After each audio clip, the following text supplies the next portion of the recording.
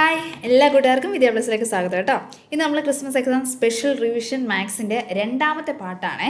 അപ്പോൾ ഒന്നാമത്തെ പാർട്ട് എന്ത് ചെയ്യുക, ഓൾറെഡി ഞാൻ അപ്ലോഡ് ചെയ്തിട്ടുണ്ട്. അത് മലയാളം ഇംഗ്ലീഷ് ഞാൻ വേറെയാണ് ചെയ്തേക്കുന്നത്. ഇത് ഞാൻ രണ്ടും കൂടെ കൂട്ടി ഒന്നിച്ചാണ് ചെയ്തേക്കുന്നത്. കാരണം വെച്ചാൽ നമുക്ക് സമയം കുറവാണ് കേട്ടോ, അതുകൊണ്ടാണ് ഒന്നിച്ച് ചെയ്തേക്കുന്നത്. അപ്പോൾ എന്ത് ചെയ്യുക, നന്നായിട്ട് കണ്ടുപിടിക്കുക. അപ്പോൾ നമുക്ക് നോക്കിയാലോ, ഒന്നാമത്തെ ക്വസ്റ്റ്യനിലോട്ട് പോവേ. ഒന്നാമത്തെ ക്വസ്റ്റ്യൻ എന്താണ്? In the figure. ഇവിടെ ഒരു ഫിഗർ അല്ലെങ്കിൽ ഒരു ചിത്രം കൊടുത്തിട്ടുണ്ട് കേട്ടോ. ആദ്യം ചിത്രത്തിലോട്ട് നോക്കുക കേട്ടോ. അപ്പം ഈ ചിത്രത്തിൻ്റെ ഡി ആണ്. ചിത്രത്തിൻ്റെ പ്രത്യേകത എന്ന് പറയുന്നത് എന്താണെന്ന് നോക്കാം അല്ലേ. ABCD ഒരു റോംബസ് ആണ്, അല്ലെങ്കിൽ സമഭുജ സാമാന്തരികമാണ്. ഏതാന്ന് പറഞ്ഞേക്കുന്നത്? സമഭുജ സാമാന്തരികമാണ് എന്നാ പറഞ്ഞേക്കുന്നത് കേട്ടോ. ഇനി അടുത്തത് എന്താണ്? AC. ഏതാ AC എന്ന് പറയുന്നത്? ഇതാ A മുതൽ C വരെ കിടക്കുന്ന ഇതിൻ്റെ നീളം എന്ന് പറയുന്നത് എത്രയാണ്? 16 സെൻറ്റിമീറ്റർ ആണ്. AC മൊത്തം നീളമാണ്. മൊത്തം നീളം എന്ന് പറയുന്നത് എത്ര സെൻറ്റിമീറ്റർ ആണ്? 16 സെൻറ്റിമീറ്റർ ആണ്. ശരിയാണോ? അപ്പോൾ അത് 16 സെൻറ്റിമീറ്റർ ആണെങ്കിൽ AM എന്ന് പറയുന്നത് എത്ര സെൻറ്റിമീറ്റർ ആയിരിക്കും? 8 സെൻറ്റിമീറ്റർ ആയിരിക്കും. അതേപോലെ MC എന്ന് പറയുന്നത് എത്ര സെൻറ്റിമീറ്റർ ആയിരിക്കും? 8 സെൻറ്റിമീറ്റർ വീതമായിരിക്കും അല്ലേ. രണ്ടും നമ്മൾ പകുതി വീതം അങ്ങോട്ട് എടുത്താൽ മതി. ഞാൻ ജസ്റ്റ് എഴുതിയതേ ഉള്ളൂ കേട്ടോ. അടുത്ത് നോക്കാം. AD എന്ന് വെച്ചാൽ ഇതല്ലേ. AD എന്ന് വെച്ചാൽ എത്രയാണ്? 10 സെൻറ്റിമീറ്റർ. AD എന്ന് പറയുന്നത് ഈ കിടക്കുന്ന ആളാണ് അല്ലേ. AD എന്ന് പറയുന്നത് എത്ര സെൻറ്റിമീറ്റർ ആണ്? 10 സെൻറ്റിമീറ്റർ ആണ് എന്നും ക്വസ്റ്റിനിൽ പറഞ്ഞിട്ടുണ്ട്. ഓക്കെ, അപ്പം AD എന്ന് പറയുന്നത് 10 സെൻറ്റിമീറ്റർ ആണ്. ഇനി നമ്മുടെ ക്വസ്റ്റിനിലോട്ട് പോയാലോ. ഫസ്റ്റ് വൺ എന്താ പറഞ്ഞേക്കുന്നത്? ഫസ്റ്റ് വൺ പറഞ്ഞേക്കുന്നത് AM-ൻ്റെ ലെങ്ത്ത് കണ്ടുപിടിക്കുക. സിമ്പിളാണ് അല്ലേ. AC മൊത്തം ലെങ്ത്ത് എന്ന് വെച്ചാൽ എന്താണ്? AC ഇവിടെ മുതൽ ഇവിടം വരെ നമ്മളോട് പറഞ്ഞിട്ടുണ്ട് 16 ആണ്. അപ്പോൾ AM എന്ന് പറയുന്നത് ഇതാ ഇവിടം മുതൽ ഇവിടം വരെയുള്ള നീളമാണ് അല്ലേ. ഈ ഭാഗം വരെയുള്ള നീളം എന്ന് പറയുന്നത് എത്രയായിരിക്കും? 16-നെ എത്ര കൊണ്ട് ഹരിച്ചാൽ മതി? 2 കൊണ്ട് ഹരിച്ചാൽ മതി. അല്ലെങ്കിൽ 16-ൻ്റെ പകുതി അങ്ങോട്ട് കണ്ടാൽ മതി. 16-ൻ്റെ പകുതി എന്ന് പറയുന്നത് എത്രയാണ്? 8 ആണ്. റെഡിയാണോ? അടുത്ത ക്വസ്റ്റ്യൻ കേട്ടോ. ഫൈൻഡ് ദ ലെങ്ത് ഓഫ് BD-യുടെ നീളം കണക്കാക്കുക. ഏതിൻ്റെ നീളമാണ്? BD. ഇതിലേതാ BD എന്ന് പറയുന്നത്? ആദ്യം നമുക്ക് നോക്കാം അല്ലേ. BD എന്ന് പറയുന്നത് ഇതാ ഇവിടെ മുതൽ ഈ മുകൾ ഭാഗം വരെ കിടക്കുന്ന ഈ നീളത്തിനെയാണ് എന്തെന്ന് പറയുന്നത്? BD എന്ന് പറയുന്നത് കേട്ടോ. ഏത് നീളം എന്ന് പറയുന്നത്? BD. പക്ഷെ അത് നമുക്ക് കണ്ടുപിടിക്കാൻ പ്രത്യേകിച്ച് അവിടെ ആരെയും തന്നിട്ടുണ്ടോ? ഒന്ന് ശ്രദ്ധിച്ചേ മക്കളെ. ഇവിടെ നോക്കിക്കേ, ഇതൊരു ത്രികോണമാണ്. ശരിയാണോ? അതെന്ന് പറയുന്നത് എന്താണ്? ഒരു ത്രികോണം. ഞാൻ ജസ്റ്റ് ഒന്ന് എടുത്ത് വരയ്ക്കുകയാണ്. ദാ ഇതൊരു ത്രികോണമാണ്. റെഡിയാണോ? ഇത് D ആണ്. ഇതെന്താന്ന് പറഞ്ഞിട്ടുണ്ട്? D. ഇത് A ആണ്. ഇതാരാണ്? M ആണ് അല്ലേ.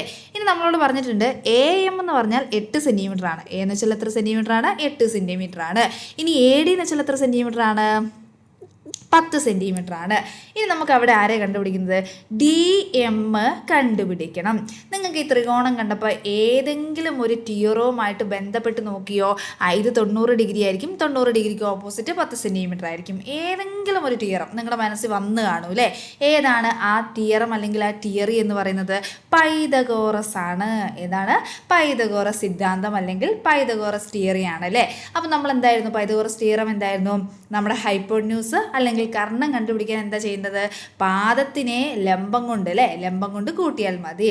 അല്ലെങ്കിൽ ബേസ് സ്ക്വയർ പ്ലസ് എന്താണ്? ആൾട്ടിറ്റ്യൂഡ് സ്ക്വയർ ആയിരുന്നു. അപ്പോൾ നമുക്ക് ജസ്റ്റ് ഒന്ന് എഴുതി നോക്കാം കേട്ടോ. മൊത്തം എഴുതി പോകുന്നില്ലേ. ഓക്കെ, അപ്പം നമുക്ക് ഏതാ കണ്ടുപിടിക്കേണ്ടത്? നമുക്ക് കണ്ടുപിടിക്കുന്നത് DM ആണ് അല്ലേ. അപ്പം എന്താ കണ്ടുപിടിക്കേണ്ടത്? DM ആണ്. അപ്പം DM സ്ക്വയർ കിട്ടാൻ വേണ്ടി നമ്മൾ എന്ത് ചെയ്താൽ മതി എന്ന് വെച്ചാൽ ഹൈപ്പോട്ന്യൂസ് അല്ലെങ്കിൽ കർണത്തിൻ്റെ സ്ക്വയർ കണ്ടിട്ട് പാദത്തിൻ്റെ സ്ക്വയറും കണ്ട് രണ്ടും കൂടെ അങ്ങോട്ട് മൈനസ് ചെയ്താൽ മതി കേട്ടോ. അപ്പോൾ എന്താ ചെയ്യേണ്ടത്? 10-ൻ്റെ സ്ക്വയർ മൈനസ് എത്രയാണ്? 8-ൻ്റെ സ്ക്വയർ. കാണാലോ, 10-ൻ്റെ സ്ക്വയർ എന്നതുകൊണ്ട് ഉദ്ദേശിക്കുന്നത് എന്താണ്? 10-നെ 2 പ്രാവശ്യം ഗുണിക്കുക. 10-നെ 2 പ്രാവശ്യം ഗുണിച്ചാൽ എത്രയാണ്? 100 ആണല്ലേ. 100 മൈനസ് ഇനി അടുത്ത് എന്താണ്? 8-ൻ്റെ സ്ക്വയർ എന്നതുകൊണ്ട് ഉദ്ദേശിക്കുന്നത് എന്താണ്? 8-നെ 2 പ്രാവശ്യം ഗുണിക്കുക. 8-നെ 2 പ്രാവശ്യം ഗുണിച്ചാൽ എത്രയാണ്? 64 ആണ് കേട്ടോ. അപ്പം 100-ൽ നിന്ന് 64 കുറച്ച് കഴിഞ്ഞാൽ നമുക്ക് എത്ര കിട്ടും? 36. എത്ര കിട്ടുന്നത്? 36. ഇനി നോക്കിക്കേ, അപ്പം നമുക്ക് കിട്ടിയേക്കുന്നത് DM സ്ക്വയർ 36 എന്നാണ്. ശരിയാണോ? പക്ഷെ നമ്മളോട് സ്ക്വയർ ആണോ കണ്ടുപിടിക്കാൻ പറഞ്ഞേക്കുന്നത്? അല്ല. എന്താ കണ്ടുപിടിക്കാൻ പറഞ്ഞേക്കുന്നത്? നമുക്ക് വെറും DM മതി അല്ലേ. അപ്പം ഈ സ്ക്വയർ സമത്തിൻ്റെ അപ്പുറത്ത് അല്ലെങ്കിൽ ഈക്വൽ ടുവിൻ്റെ അപ്പുറത്ത് പോകുമ്പോൾ എന്തായിട്ട് മാറും? √36. √36 എന്ന് വെച്ചാൽ എത്രയാണ്? 6 ആണ് കേട്ടോ. √36 എന്ന് വെച്ചാൽ എത്രയാണ്? 6 ആണ്. ഇനി നമുക്ക് BD കണ്ടുപിടിക്കാമല്ലോ. BD കണ്ടുപിടിക്കാൻ എന്ത് ചെയ്താൽ മതി? DM എന്ന് പറയുന്നത് ജസ്റ്റ് ഒന്ന് മായ്ക്കട്ടെ. മൊത്തം എഴുതിയത് കൊണ്ട് നിങ്ങൾക്ക് പെട്ടെന്ന് പിടിയിട്ടില്ല. ഓക്കെ, അപ്പോൾ പറഞ്ഞേ ഡി എം അല്ലേ, ഡി എം ഇതാണ് ഡി എം എന്ന് പറയുന്നത് എത്രയാണ് നമുക്ക് കിട്ടി? 6 സെൻറ്റിമീറ്റർ ആണെന്ന് കിട്ടി. ശരിയാണോ? ഡി എം 6 സെൻറ്റിമീറ്റർ ആണെങ്കിൽ എം ബി എന്ന് പറയുന്നത് എത്ര സെൻറ്റിമീറ്റർ ആയിരിക്കും? 6 സെൻറ്റിമീറ്റർ ആയിരിക്കും. റെഡിയാണോ? അപ്പോൾ 6+6 അങ്ങോട്ട് ചെയ്താൽ മതി. എന്ത് കണ്ടുപിടിക്കാൻ? ബി ഡി കണ്ടുപിടിക്കാൻ. അപ്പോൾ നമുക്ക് എഴുതാം അല്ലേ, B D is equal to 6+6. 6നെ 6 കൊണ്ട് കൂട്ടുമ്പോൾ എത്രയാണ്? 12 സെൻറ്റിമീറ്റർ എന്ന് കിട്ടും കേട്ടോ. ഓക്കെ, നെക്സ്റ്റ് അടുത്ത ക്വസ്റ്റ്യനിലോട്ട് പോവാം. അടുത്തെന്താ പറഞ്ഞേക്കുന്നത്? The length of the rectangle is 4 centimetre more than it's breadth if the perimeter is 84 centimetre. അപ്പോൾ സിമ്പിളാണ് കേട്ടോ. നമ്മുടെ കയ്യിൽ ഒരു ചതുരം അല്ലെങ്കിൽ ഒരു റെക്റ്റാങ്കിൾ ഉണ്ട്. നമ്മുടെ കയ്യിൽ എന്താ ഉള്ളത്? ചതുരം അല്ലെങ്കിൽ എന്താ ഉള്ളത്? ഒരു റെക്റ്റാങ്കിൾ ഉണ്ട് കേട്ടോ. നന്നായിട്ട് ശ്രദ്ധിക്കണേ. ചതുരം അല്ലെങ്കിൽ എന്തുണ്ടെന്നാണ് പറഞ്ഞേക്കുന്നത്? ഒരു റെക്റ്റാങ്കിൾ ഉണ്ട്. ഇനി പറഞ്ഞേക്കുന്നത് നീളം എന്ന് പറയുന്നത്, ഓക്കെ ശ്രദ്ധിച്ചോണേ, നീളം. ഇതിൻ്റെ നീളം എന്ന് പറയുന്നത് ഏതാണ്? ഞാൻ ഇതിന് എ ബി എന്ന് പേര് കൊടുക്കാം കേട്ടോ. എ ബി സി ഡി എന്ന് പേര് കൊടുത്തു. അപ്പോൾ നിങ്ങൾ ആലോചിച്ചേ, ഇതിലേതാ നീളം എന്നു പറയുന്നത്? ഏതൊക്കെയാണ്? എ ബിയും ഡി സിയും എന്താണ്? നീളങ്ങളാണ് അല്ലേ. അപ്പോൾ പറഞ്ഞേക്കുന്നത് എന്താ വെച്ചാൽ ഈ നീളം അല്ലെങ്കിൽ ലെങ്ത് എന്ന് പറയുന്നത്, നീളം അല്ലെങ്കിൽ ഏതാണ്? ലെങ്ത് എന്ന് പറയുന്നത് വീതി അല്ലെങ്കിൽ ബ്രെഡ്ത്തിനേക്കാളും 4 സെൻറ്റിമീറ്റർ കൂടുതലാണ്. ഓക്കെ, നീളം എന്ന് പറയുന്നത് വീതിനേക്കാളും എത്ര സെൻറ്റിമീറ്റർ കൂടുതലാണ്? 4 സെൻറ്റിമീറ്റർ കൂടുതലാണ്. അപ്പോൾ നമ്മൾ സാധാ എക്സും വൈ ഒക്കെ ചെയ്യൂലേ, അതേ സംഭവം കേട്ടോ. അപ്പോൾ നമുക്ക് എന്താ ചെയ്യുന്നതെന്ന് വെച്ചാൽ ആദ്യം വീതിക്ക് എക്സ്, വീതി അല്ലെങ്കിൽ ബ്രെഡ്ത്തിന് എക്സ് എന്ന് കൊടുക്കാം. ഇനി നീളം നമ്മളോട് പറഞ്ഞിട്ടുണ്ട് വീതിനേക്കാളും എത്ര കൂടുതലാണ്? 4 കൂടുതലാണ്. അപ്പോൾ എന്താ വരിക? x+4 എന്ന് വരും. ശരിയാണോ? ഇനി വേറെ എന്താ പറഞ്ഞേക്കുന്നത് നോക്കിക്കേ. വേറെ നമ്മളോട് പറഞ്ഞിട്ടുണ്ട് ഇതിൻ്റെ ചുറ്റുമുള്ള അളവ് അല്ലെങ്കിൽ പെരിമീറ്റർ എന്ന് പറയുന്നത്. ഓക്കെ, ചുറ്റുമുള്ള അളവല്ലെങ്കിൽ എന്താണ്? പെരിമീറ്റർ എന്ന് പറയുന്നത് എന്താണ്? പെരിമീറ്റർ എന്ന് പറയുന്നത് എത്രയാണെന്ന് പറഞ്ഞിട്ടുണ്ട്? നോക്കിക്കേ, 84 ചുറ്റളവ് അല്ലെങ്കിൽ പെരിമീറ്റർ എത്രയാണ്? 84. ഇനി ചോദിച്ചേക്കുന്നത് എന്താണ്? നീളം പ്ലസ് വീതി എത്രയായിരിക്കും അല്ലേ. അപ്പോൾ നമുക്ക് കണ്ടുപിടിക്കേണ്ടത് എന്താണ്? നീളം പ്ലസ് വീതി. അപ്പം നന്നായിട്ടൊന്ന് ശ്രദ്ധിച്ചിരിക്കണേ. നീളം പ്ലസ് വീതി എ ആണ്. നീളം പ്ലസ് വീതി അല്ലെങ്കിൽ ലെങ്ത്ത് പ്ലസ് ബ്രെഡ്ത്ത് കേട്ടോ. ഞാൻ മൊത്തം എഴുതുന്നില്ലേ, ലെങ്ത്ത് പ്ലസ് ബ്രെഡ്ത്ത്. അപ്പം നീളം പ്ലസ് വീതി എത്രയാണെന്നാണ് നമുക്ക് കണ്ടുപിടിക്കേണ്ടത് അല്ലേ. നമ്മളോട് പറഞ്ഞിട്ടുണ്ട് പെരിമീറ്റർ അല്ലെങ്കിൽ ചുറ്റളവ്. എന്താ പെരിമീറ്റർ അല്ലെങ്കിൽ ചുറ്റളവ് എന്ന് ഉദ്ദേശിക്കുന്നത്? ഈ ചുറ്റും മൊത്തം കിടക്കുന്ന അളവല്ലേ. അപ്പം മൊത്തം കിടക്കുന്ന അളവ് എന്ന് പറയുന്നത് 84. മൊത്തം കിടക്കുന്ന അളവ് എന്ന് വെച്ചാൽ എത്ര സെൻറ്റിമീറ്റർ ആണ്? 84. പക്ഷേ ഇവിടെ നമുക്ക് ഒരു നീളവും ഒരു വീതിയും കൂട്ടിയാൽ മതി.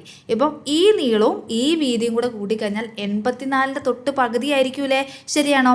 84ൻ്റെ പകുതി എത്രയാണ്? 84നെ 2 കൊണ്ട് ഹരിച്ചാൽ മതി. അപ്പോൾ എത്ര കിട്ടുക? 84/2 എത്ര കിട്ടും? 42. അപ്പം നീളവും വീതിയും കൂടെ കൂട്ടിക്കഴിഞ്ഞാൽ എത്ര കിട്ടണം നമുക്ക് മനസ്സിലായി? 42 കിട്ടണം. നീളവും വീതിയും കൂടെ കൂട്ടിക്കഴിഞ്ഞാൽ എത്ര കിട്ടണം? 42. മൊത്തമുള്ള ചുറ്റളവ് അല്ലെങ്കിൽ പെരിമീറ്റർ എന്ന് പറയുന്നത് 84.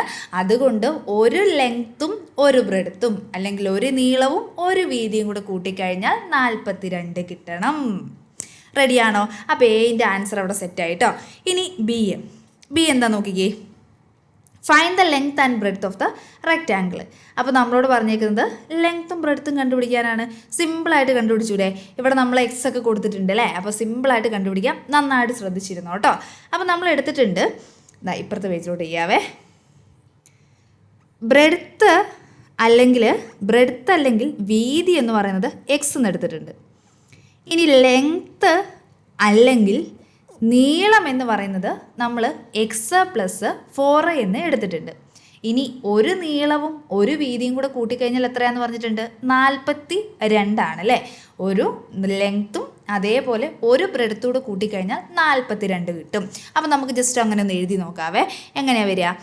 ഒരു എക്സ് അല്ലേ, ഒരു വീതി പ്ലസ് ഒരു നീളം, x+4 ഈക്വൽ ടു എത്രയാണ്?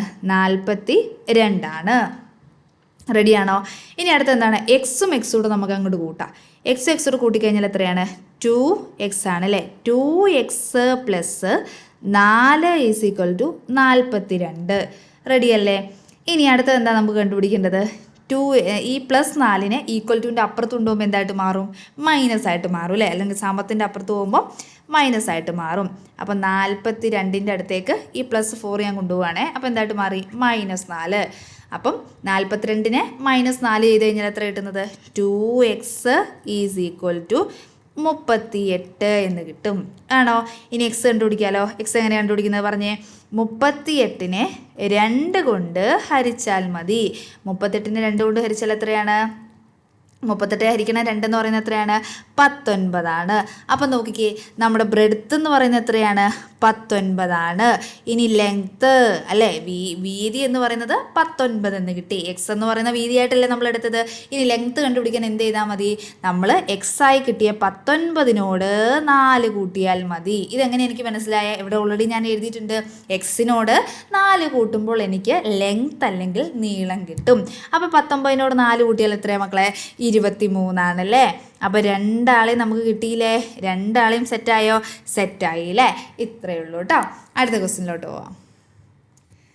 അടുത്തത്, Joseph deposited Rs 15,000 in a bank at the rate of 10% simple interest. Okay, അപ്പോൾ പറഞ്ഞേക്കുന്ന കാര്യം എന്ന് വെച്ചാൽ ജോസഫ് 15,000 രൂപ 10% പലിശ നിരക്കിൽ 10% പലിശ സാധാരണ പലിശയെ കണക്കാക്കുന്ന ബാങ്കിൽ കൊണ്ടുപോയിട്ട് നിക്ഷേപിച്ചിട്ടുണ്ട്.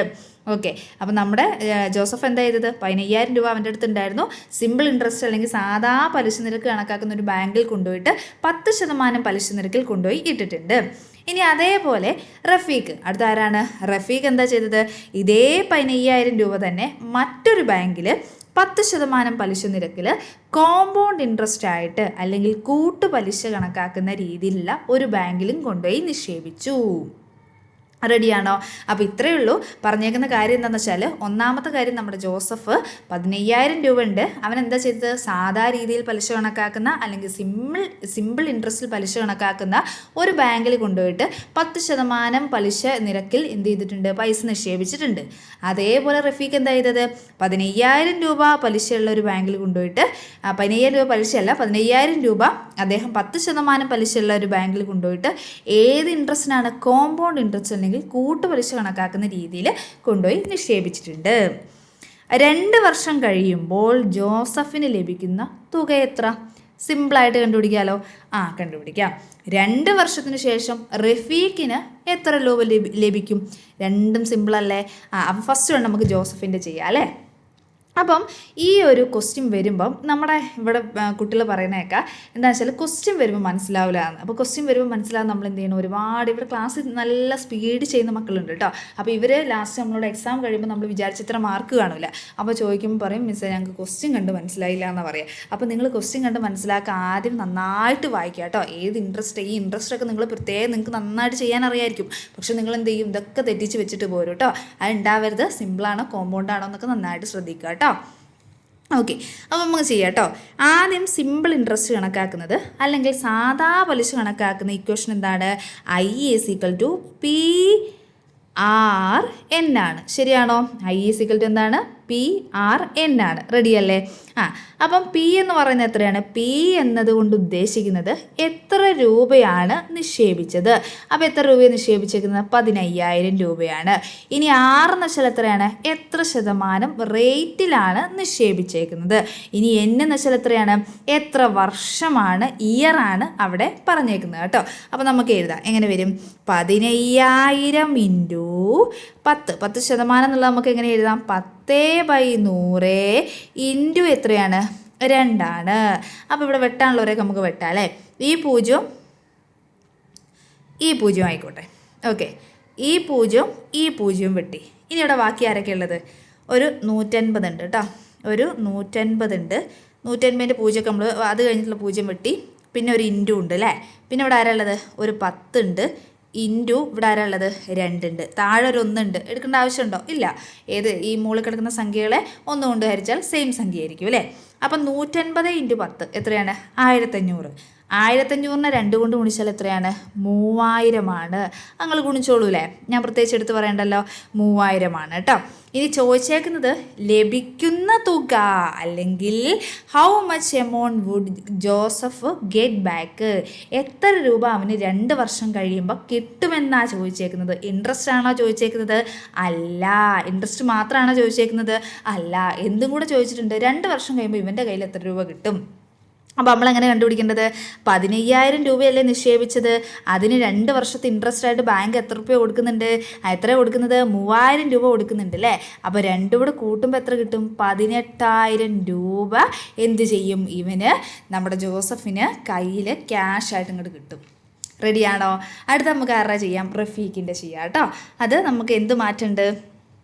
റഫീഖിൻ്റെ ചെയ്യാൻ വേണ്ടിയിട്ട് ഇക്വേഷൻ മാറ്റുണ്ട്. ഏതാണ്? ഇവിടെ കോമ്പൗണ്ട് ആണ് അല്ലേ.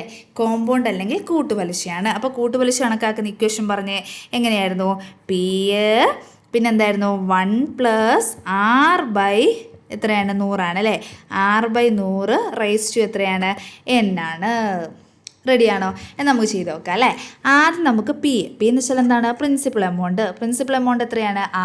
15000 അല്ലേ. 15000. ഇനി റേറ്റ് എന്ന് പറയുന്നത് എത്രയാണ്? 10% കേട്ടോ. റേറ്റ് എന്ന് പറയുന്നത് എത്ര ശതമാനമാണ്? 10%. എന്ന് വെച്ചാൽ എന്താണ്? ഇയർ. എത്ര ഇയറിന് ഇത്ര ഇയറിലേക്കാണ് നിക്ഷേപിച്ചത്. റെഡിയല്ലേ. ഇനി നമുക്ക് ഓരോരുത്തരും എഴുതാം. ഈ പിയുടെ സ്ഥാനത്ത് 15000 എഴുതാം കേട്ടോ. ദെൻ ബ്രാക്കറ്റ് കൊടുക്കുക, 1 എഴുതുക. 1 + r പകരം എത്രയാ? 10 അല്ലേ. 10/100. എന്ന് പറയുന്നത് എത്രയാണ്? 2 കേട്ടോ. ഓക്കെ. ഇനി നമ്മളെങ്ങനെ ചെയ്യുന്നത്? 15000 അതുപോലെ എഴുതുക. അടുത്ത് ശ്രദ്ധിച്ചോ കേട്ടോ. 15000 ഇൻറ്റു, ഇനി പറയുന്ന കാര്യം നന്നായിട്ട് ശ്രദ്ധിക്കണേ. എങ്ങനെയാണെന്ന് വെച്ചാൽ ഇവിടെ 1 ഉണ്ട്, 100 ഉണ്ട്, 10 ഉണ്ട് കേട്ടോ. അപ്പോൾ ആദ്യം നിങ്ങൾ ബൈ ഇട്ടിട്ട് ഒരു 100 എഴുതുക. ബൈ ഇട്ടിട്ട് എത്ര എഴുതേണ്ടത്? 100. ഇനി മുകളിൽ കിടക്കുന്ന സംഖ്യ എന്ന് പറയുന്നത് എത്രയാണ്? 110. 110 10 കിടക്കുന്നത് അല്ലേ. അപ്പം നിങ്ങളുടെ വക ഒരു 100 എടുത്തിട്ട് ഈ 10 കൊണ്ട് അങ്ങോട്ട് കൂട്ടാം. ശ്രദ്ധിച്ചോണേ, ആദ്യത്തെ താഴെ കിടക്കുന്ന 100 നിങ്ങൾ അതുപോലെ എഴുതി, മുകളിൽ 10 ആയതുകൊണ്ട് 100 നിങ്ങളെ വക ഒരു 100 എടുത്തിട്ട് അങ്ങോട്ട് കൂട്ടാമെന്ന് ആലോചിച്ചാൽ മതി കേട്ടോ. ഇത് ക്രോസൊക്കെ ചെയ്യാനുണ്ട്, അത് നമ്മൾ വെറുതെ പറഞ്ഞിട്ട് നമ്മൾ സമയം കളയുന്നില്ല കേട്ടോ. അപ്പോൾ നിങ്ങൾ മൈൻഡിലൊന്ന് ആലോചിച്ച് നോക്കുക.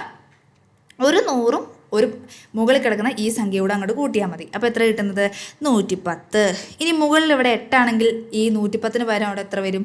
108 വരും. ഇനി മുകളിൽ 5 ആണെങ്കിൽ ഈ 110 പകരം അവിടെ എത്ര വരും? 105 വരും. പിടി കിട്ടിയോ? അപ്പോൾ എന്താ? ഈ മുകളിൽ കിടക്കുന്ന സംഖ്യനോട് കൂടി 100 അങ്ങോട്ട് കൂട്ടിയിട്ട് എഴുതിയാൽ മതി കേട്ടോ. ഇനി എത്ര പ്രാവശ്യം എഴുതണമെന്ന് ഇവിടെ കിടക്കുന്നുണ്ട്. എത്ര പ്രാവശ്യം എഴുതേണ്ടത്? 2 പ്രാവശ്യം. ഓൾറെഡി ഞാൻ 1 പ്രാവശ്യം എഴുതിയിട്ടുണ്ട്. ഇനി 1 പ്രാവശ്യം കൂടി എഴുതാം കേട്ടോ. അപ്പോൾ 110 / എത്രയാണ്? 100. ഇനി പൂജ്യങ്ങളൊക്കെ അങ്ങോട്ട് വെട്ടാം അല്ലേ.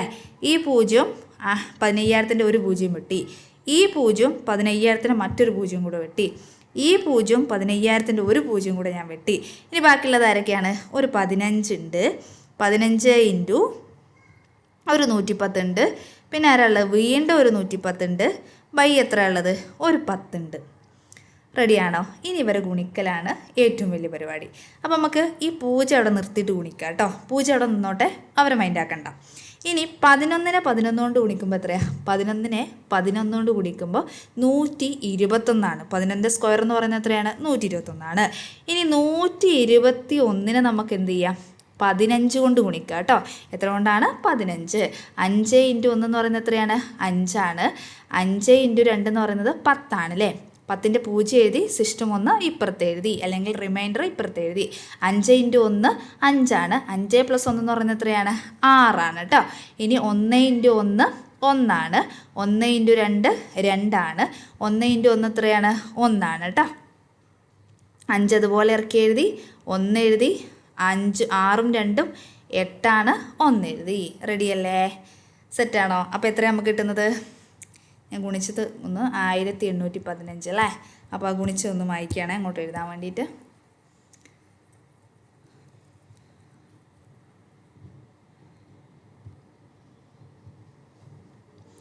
ഓക്കെ. അപ്പോൾ എത്ര വരുന്നത്? 1815. അത്ര മാത്രം എഴുതിയാൽ മതിയോ? പോരാ. ഇവിടെ 2 0 നമുക്ക് ഇട്ട് കൊടുക്കാണ്ട് അല്ലേ. ആ 2 0 കൂടെ അങ്ങോട്ട് ഇട്ട് കൊടുക്കുക. റെഡിയല്ലേ? 2 മാത്രം പോരാ, എന്തും കൂടെ ചെയ്യണം, ബൈ 10 കൂടെ ചെയ്യണം. ഈ 2 ഞാൻ എവിടെ നിന്ന് ഇട്ട് കൊടുത്ത്, ഞാനിവിടെ 110 ഇൻറ്റു 110 അല്ലെങ്കിൽ 110 ഗുണിക്കണം 110 അതിന് 110 എഴുതിയില്ല. ആ 0 അവിടെ നിർത്തിയിട്ട് 11 ഗുണിക്കണം 11 ചെയ്തത്. അതാണ് കേട്ടോ അവിടെ നിർത്തിയത്.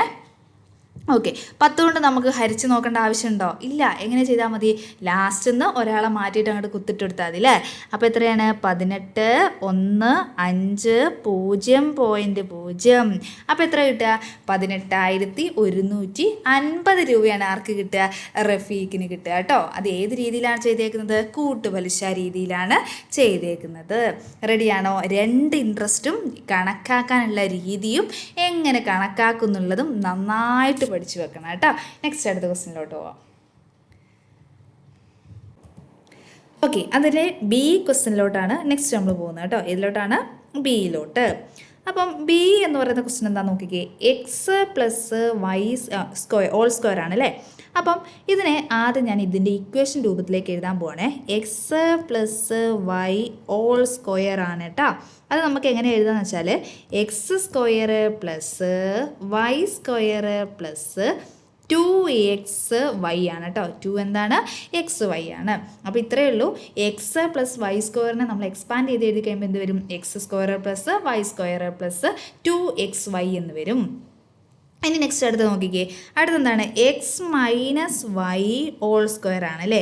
അത് ഇതേപോലെ നിങ്ങളൊന്ന് പറഞ്ഞേ, എങ്ങനെ വരും? X square plus y square minus 2xy. ഇത്രേ മാറ്റുള്ളൂ. ഈ ലാസ്റ്റ് പ്ലസും മൈനസും ആവുന്നു മാത്രമേ ഇവിടെ മാറ്റുള്ളൂ കേട്ടോ.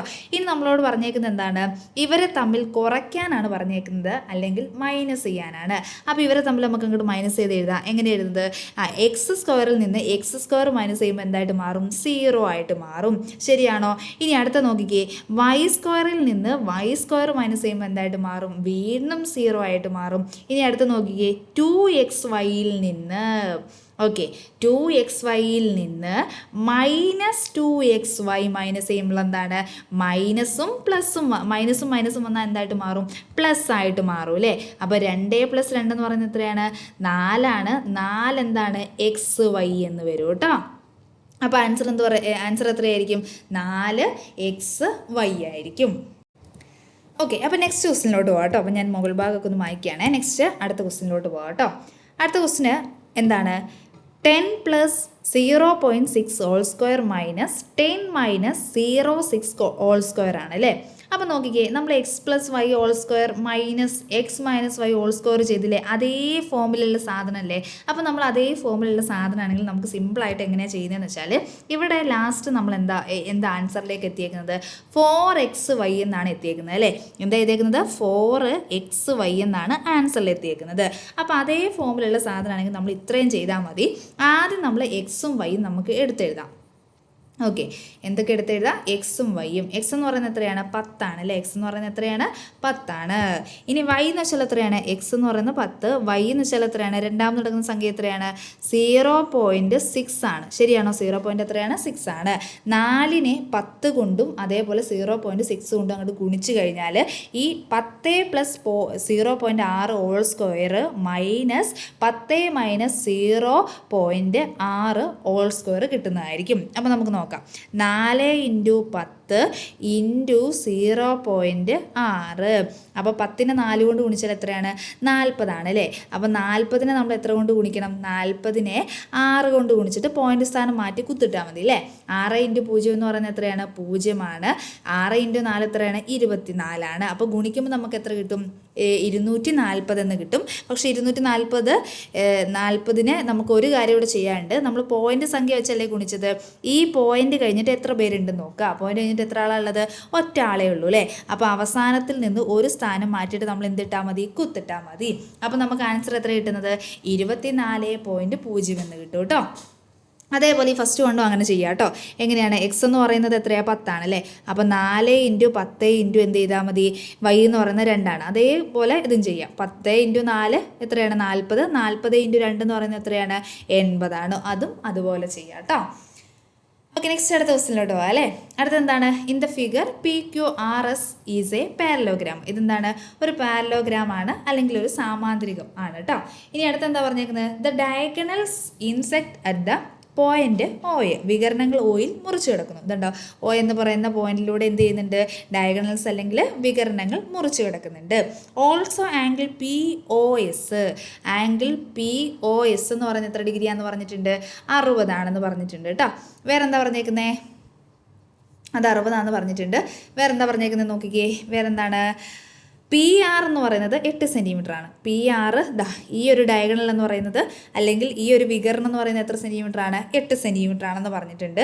QS ഏതാണ്? QS ഇതല്ലേ. ഈ വികരണം എന്ന് പറയുന്നത് എത്ര സെൻറ്റിമീറ്റർ ആണ്? 6 സെൻറ്റിമീറ്റർ ആണെന്നും പറഞ്ഞിട്ടുണ്ട്. ലെങ്ത് ഓഫ് OP യുടെ നീളം കണക്കാക്കുക. അപ്പം നമ്മൾ എങ്ങനെയാണ് OP യുടെ നീളം കണക്കാക്കുന്നത്? സിമ്പിളായിട്ട് ചെയ്യുക അല്ലേ. OP യുടെ നീളം എന്ന് പറയുന്നത് എങ്ങനെയാണ് കണ്ടെത്തുന്നത്? 8നെ 2 കൊണ്ട് ഹരിച്ചാൽ മതി, അല്ലെങ്കിൽ 8ൻ്റെ പകുതി ആയിരിക്കും. 8ൻ്റെ പകുതി എന്ന് പറയുന്നത് എത്രയാണ്? 4 ആണ്. അപ്പോൾ എത്രയാണ്? 4 സെൻറ്റിമീറ്റർ ആണ് കേട്ടോ. Draw the parallelogram PQRS. എന്തായാലും നിങ്ങൾക്ക് വരയ്ക്കാൻ അറിയാമായിരിക്കും അല്ലേ. അപ്പം ജസ്റ്റ് എന്ത് ചെയ്യുക? സാമാന്തരികം PQRS ജസ്റ്റ് ഒന്ന് വരച്ച് നോക്കുക കേട്ടോ. അടുത്ത ക്വസ്റ്റിനിലോട്ട് പോവാം.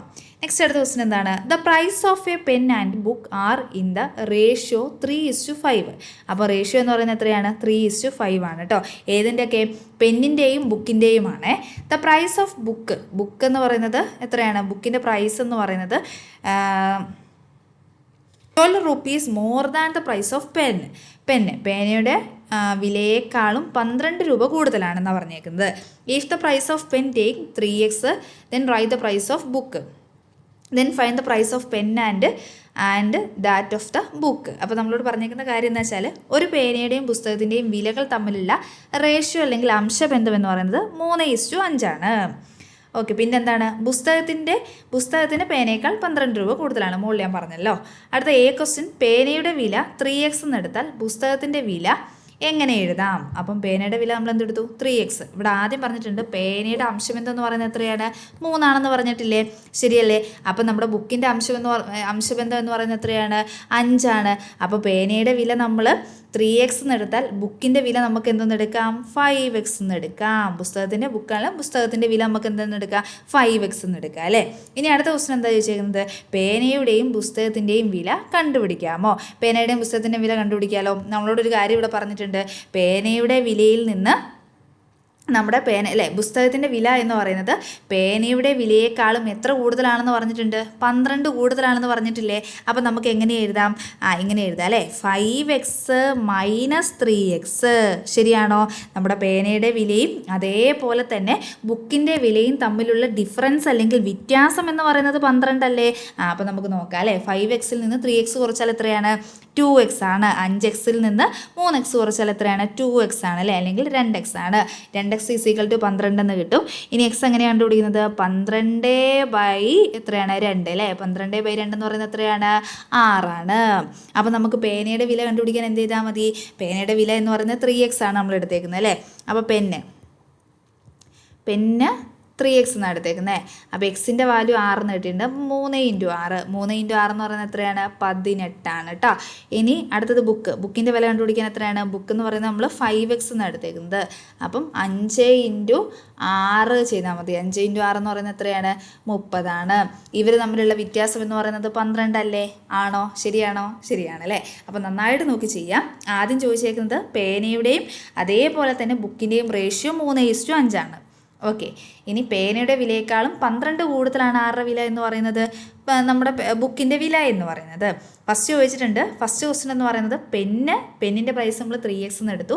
എന്നാൽ ബുക്കിൻ്റെ പ്രൈസ് എന്തെടുക്കാം? 5x എന്ന് എടുത്താൽ മതി. ഇനി അടുത്ത് എന്താ പറഞ്ഞേക്കുന്നത്? പേനയുടെയും പുസ്തകത്തിൻ്റെയും വില കണക്കാക്കുക. അപ്പം 5xൽ നിന്ന് 3x മൈനസ് ചെയ്താൽ 12 കിട്ടണം. നമുക്ക് ലാസ്റ്റ് ആൻസർ കിട്ടിയപ്പോൾ മനസ്സിലായില്ലേ? രണ്ടിൻ്റെയും വ്യത്യാസം എന്ന് പറയുന്നത് എത്രയാണ്? 12 ആണ്. അപ്പം ഈ 5xൽ നിന്ന് 3x കുറച്ചാൽ എത്രയാണ്? 2x = 12 എന്ന് കിട്ടും. ഇനി x കണ്ടുപിടിക്കാൻ എന്ത് ചെയ്താൽ മതി? 12ൽ നിന്ന് 2 ഹരിച്ചാൽ എത്രയാണ്? 6 ആണ്. അപ്പോൾ പേനയുടെ വില 3x ആണെന്ന് നമ്മൾ തൊട്ട് മുന്നേ ഇവിടെ ക്വസ്റ്റ്യനിൽ പറഞ്ഞിട്ടുണ്ട്. പേനയുടെ വില 3x ആണ്. അപ്പോൾ 3നോട് എക്സിൻ്റെ വാല്യൂ നമ്മൾ കണ്ടുപിടിച്ച 6 അങ്ങോട്ട് ഗുണിച്ചാൽ മതി, ഇൻഡു ചെയ്താൽ മതി. ഇനി ബുക്കിൻ്റെ വില നമ്മൾ കണ്ടുവച്ചത് എന്താണ്? 5x ആണ്. 5നോട് അതേപോലെ എക്സിൻ്റെ വാല്യൂ ആയ 6 എന്ത് ചെയ്താൽ മതി? ഗുണിച്ചാൽ മതി. അപ്പോൾ 2 പേരുടെയും പ്രൈസ് കിട്ടുമല്ലോ. സിമ്പിളായിട്ട് കിട്ടും അല്ലേ. ഓക്കെ, അപ്പോൾ നമ്മുടെ ഈ സെക്ഷൻ അവസാനിക്കുകയാണ്. അടുത്ത സെക്ഷൻ്റെ ക്വസ്റ്റിനിലോട്ട് നെക്സ്റ്റ് പാർട്ടായിട്ട് മിസ് ഇടാം കേട്ടോ. അപ്പോൾ നമ്മുടെ ക്ലാസ്സുകൾ ഇഷ്ടമാണെങ്കിൽ നിങ്ങൾ കമൻസ് ഒക്കെ അറിയിക്കണം. നമ്മുടെ ചാനൽ സബ്സ്ക്രൈബ് ചെയ്യാൻ മറന്നു പോകരുത്. നിങ്ങളുടെ കൂട്ടുകാർക്ക് ഷെയർ ചെയ്ത് കൊടുക്കണം കേട്ടോ. Okay, thank